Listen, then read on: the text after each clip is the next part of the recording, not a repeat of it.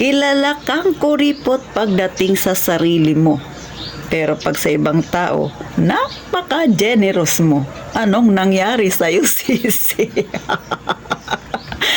Relate ka ba sa topic natin ngayon, mga kasari? Siyempre, kung makaka-relate ka sa aking mga sinasabi, mag-iwan ka ng bakas, mag-like ka sa video ni Ate Tintin, at wag mo nang patagalin pa. Wag ka nang mahiya, mag-subscribe ka na sa akin.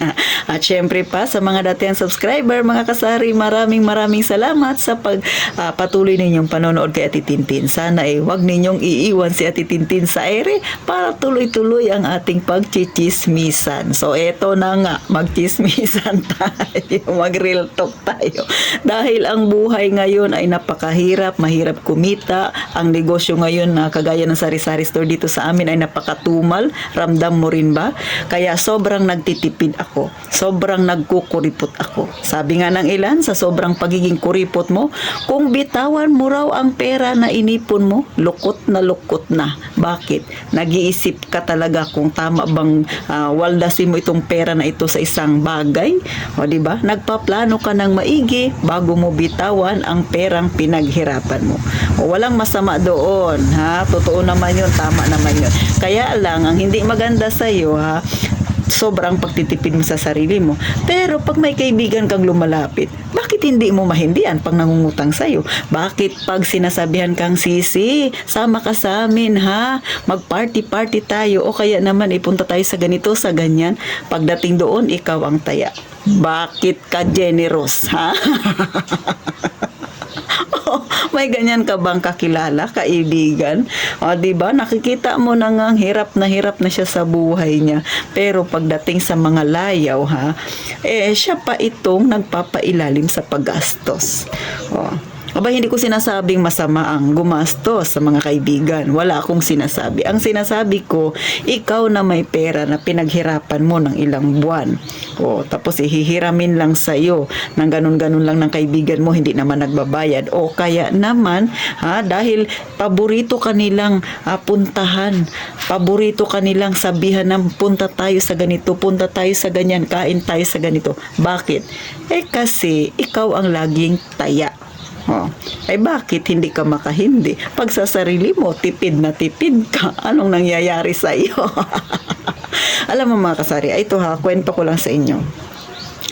Nung nagtatrabaho ako bilang gwardiya, siguro 4 kami. So, sa 4 na yun, yung isa ay ang ginagwardyahan niya ay ATM, tapos yung isa ako yun sa badging, tapos yung isa ay sa gate.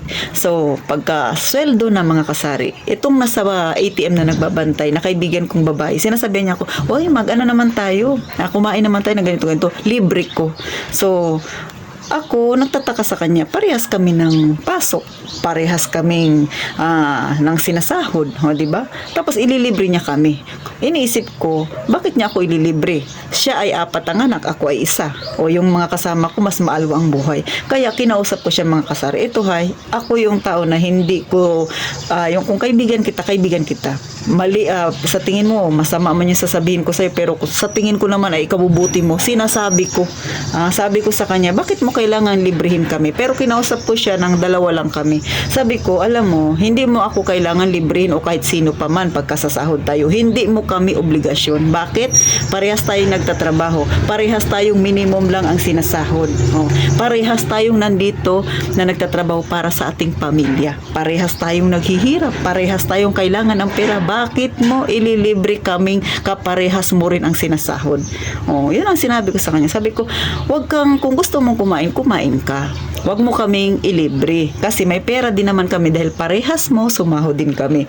Alam mo, yung mga nililibre mo na yan, pag dumating yung time na kailangan mo ng pera, hindi yan makakatulong sa'yo. Bakit? Lagi nila sinasabi, wala akong pera. Kasi syempre, sa tagal na namin magkasama sa lugar na yon na parehas kami mga gwardiya, kilala na namin ang bawat isa kung paano magsalita, lalo na pag-ukol sa pera. So, kinausap ko siya. Sabi ko, ako kaibigan mo ako. Kaya nga sinasabi ko to sa'yo, hindi mo kami obligasyon para ilibre ng mga merienda na yan. May pera kami. Kung ayaw nilang bumili, di wag mo silang pilitin.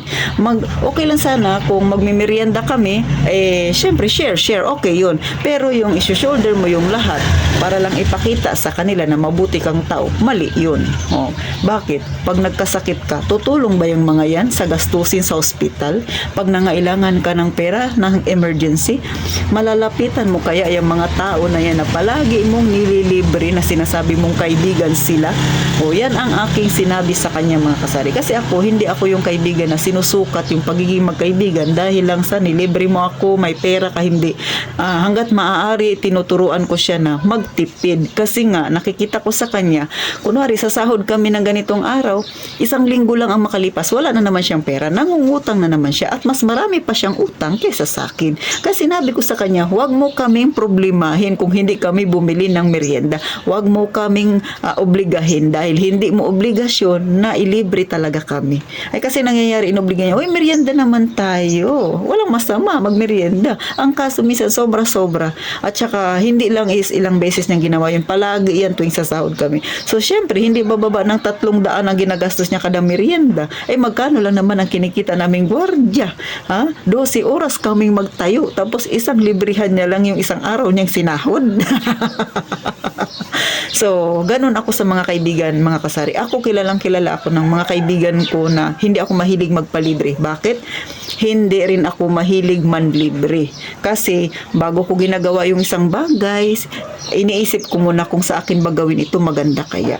Diba? Maganda ang manlibre. Pero, kung may pera ka, kung may extra pera ka, pero kung wala ka, sa sahod mo palang, marami kang bayarin. Unahin mo ang problema mo, wag ang problema ng iba. Wag kang masyadong generous sa mga kaibigan mo dahil baka pag ubos na yung pinag-ipunan mo, baka pag wala ka na, talikuran ka na ng mga yan. So, hindi ko sinasabi na ganun akong kaibigan. Pero, mas gusto kong sabihin sa kanya ng harapan na mali yung ginagawa niya. Kasi yung pera na pinaghirapan niya ay para sa pamilya niya. Kaya sinabi ko sa kanya, yung nilibre mo na yan sa amin, kung tinago mo yan, may pamasahe na sana yung anak mong nag-aaral.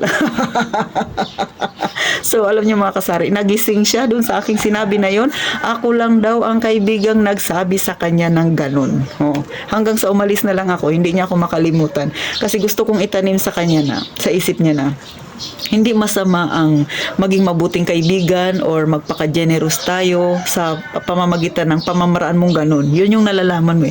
Pero pag sobra-sobra na, mali na yun. Kasi nga ang nangyayari, pag nakikita siya ng mga iba naming kaibigan, libre mo naman ako, ganito. Ano ka, ATM machine? Ano ka? Tuwing sabi nila, naglalabas ka ng pera. So, mahirap yun kasi nakikita ko sa kanya, mas hirap pa siya, mas kailangan niya pa ang pera kaysa sa amin.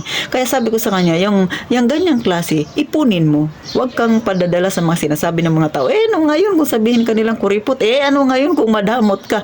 Bakit? Pag nangailangan ka ba, tutulong ba sila sa mga gastusin mo? Diba? Hindi.